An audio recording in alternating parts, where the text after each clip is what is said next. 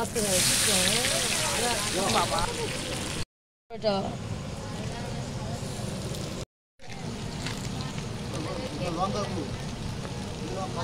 কাশ্মীরি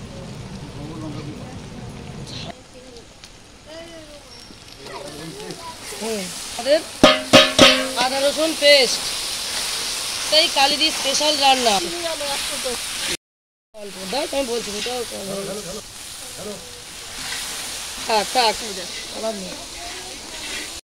বন্ধুরা তো দেখছোই তো আমরা কিভাবে মাংসটা করছি। প্রথমে লাল লাল করে আলুটা ভেজে নিলাম, তারপরে কিন্তু কড়াই তেল দিয়ে শুকনো লঙ্কা তেজপাতা ফোড়ন দিলাম, তারপরে কাঁচা পেঁয়াজ টমেটো আর এরপরে সবই মশলা এক একে দিয়ে দিলাম। আপনারা দেখবেন তো কেমন কালারটা হয়েছে বলুন।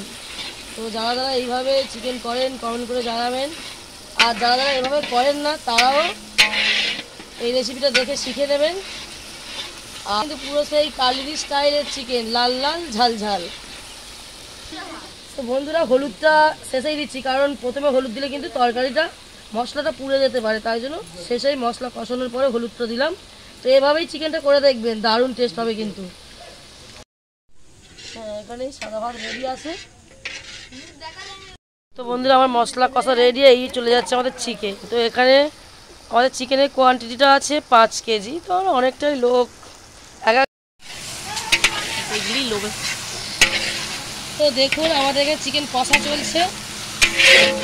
ও পুরো সেই স্বাদ, চিকেন এত স্বাদ কেন নে করছি নে বল। হ্যালো গাইস, এখানে মাংস কথা হচ্ছে, ওখানে ভাত হয়ে গেছে, এবার দেরি আছে।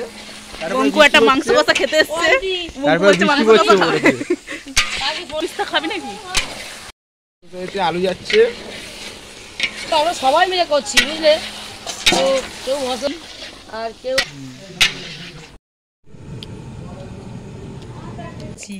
সবাই ঝোল পছন্দ করে। গরম মশলা দিচ্ছি, সানরাইজ শাহি গরম মশলা।